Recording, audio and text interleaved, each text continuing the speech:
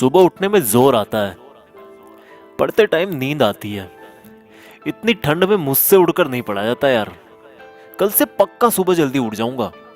कभी पूछा है अपनी माँ से कि वो सुबह बिना किसी के जगाए 4 बजे क्यों और कैसे उठ जाती है?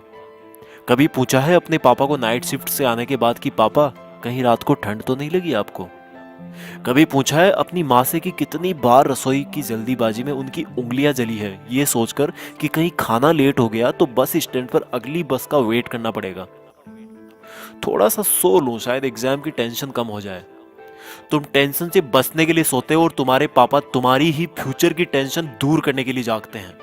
तुम किताब सामने रखकर ख्वाबों की दुनिया में खोए रहते हो। तुम्हारी मम्मी तुम्हें सामने बैठा देखकर अगली साल की स्कूल डिसाइड करने की टेंशन में रहती है। तुम्हारे दिमाग में वीकेंड पर दोस्तों के साथ घूमने की प्लानिंग चल रही होती है। वहीं तुम्हारे पापा के दिमाग में अगले मंथ की फीस की टेंशन चल रही होती है। अगली बार जब तुम्हारे पापा अपने जेब से तुम्हारी ट्यूशन फीस निकाल कर देना, तब पूछना कि उनके जेब में उनके खर्चे के लिए तो पैसे बच रहे हैं ना। किताब सामने होती है लेकिन तुम फ्यूचर और पास्ट की दुनिया में ही खोए रहते हो, क्योंकि तुम सिर्फ इसलिए पढ़ रहे हो क्योंकि तुम्हें हर कोई पढ़ने के लिए बोलता है, और बार बार पढ़ने के लिए सुनकर तुम बस पढ़ते जाते हो बिना ये सोचे कि तुम्हें आखिर पढ़ना क्यों है। क्यों क्यों पढ़ना है तुम्हें? कभी सोचा ही नहीं है तुमने इस बात का जवाब छोड़ो, क्वेश्चन भी नहीं आया होगा आपके दिमाग में। क्यों भाई, किससे बचने की कोशिश कर रहे हो और क्या सोच रहे हो? मम्मी पापा को धोखा दे रहे हो या दोस्तों को या टीचर्स को? भाई तुम ना बहुत ज्यादा भोले हो। तुम्हें अभी तक ये भी नहीं पता कि तुम किसी और को नहीं बल्कि खुद अपने आप को धोखा दे रहे हो।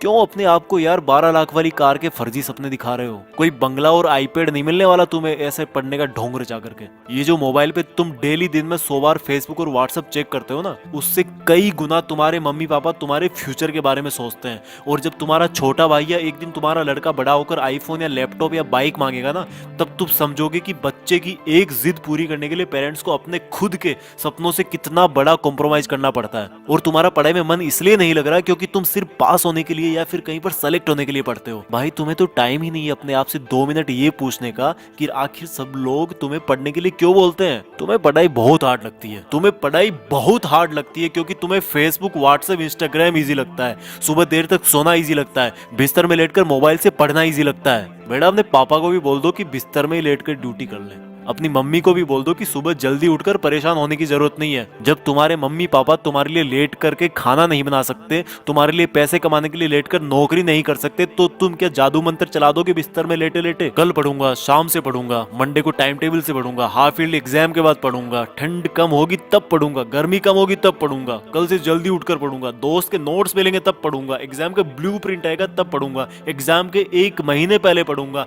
एग्जाम के 1 हफ्ते पहले इंपॉर्टेंट क्वेश्चंस पढ़ूंगा। पास होने से मुझे कोई रोक ही नहीं सकता।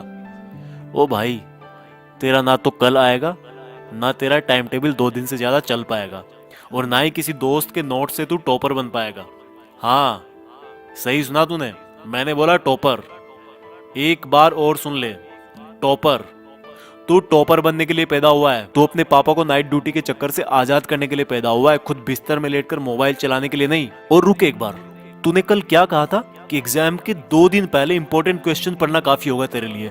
अपने पापा को भी बोल दे कि वो भी तुम्हारी फीस चुकाने की लास्ट डेट से 2 दिन पहले ही काम पर जाएं। जब वो पूरा महीना काम करते हैं तुम्हारी फीस चुकाने के लिए, तो तुम सोच भी कैसे सकते हो कि मैं अभी सो लेता हूँ और 2 दिन पहले सिर्फ इंपॉर्टेंट क्वेश्चन पढ़कर पास हो जाऊंगा? बहुत हो गया यार, प्लीज अब तो खुद को धोखा देना बंद कर दे। अब तो कोई वजह खोज ले कि तुझे पढ़ना क्यों है। ध्यान रख बेटा, दुनिया को तब ही अंडर रख पाएगा जब खुद को अंडर रखेगा। इस दिमाग को बोल दे कि भाई धोखा देना बंद कर तू, और सुन ले अपनी दिल की आवाज को कि तेरे लिए जिंदगी के क्या मायने हैं और उसके लिए पढ़ाई क्यों जरूरी है। किसी ने तेरा दिल तोड़ा है, किसको तुझे कुछ बन के दिखाना है? बेटा भले ही नौकरी ना लगे और भले ही तुम नौकरी ना करना चाहो, लेकिन ये जो किताबों में जो ये नॉलेज भरा ना, जो अक्सर देख रहे हो तुम, ये तुम्हें जिंदगी में किसी ना किसी मोड़ पर किसी प्रॉब्लम से जरूर निकालेगा।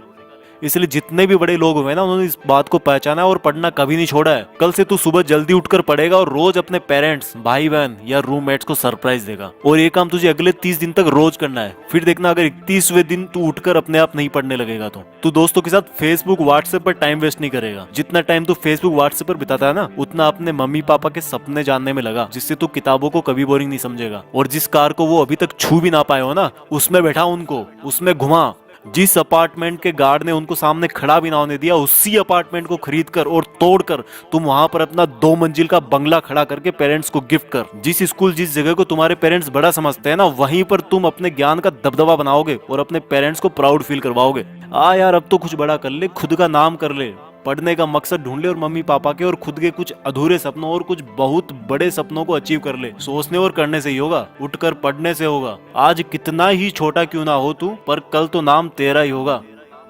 जय हिंद। इस वीडियो को हर हिंदुस्तानी स्टूडेंट तक पहुंचाएं और अगर आपको ये वीडियो अच्छा लगा तो YouTube के टॉपर्स विलेज चैनल को सब्सक्राइब करें।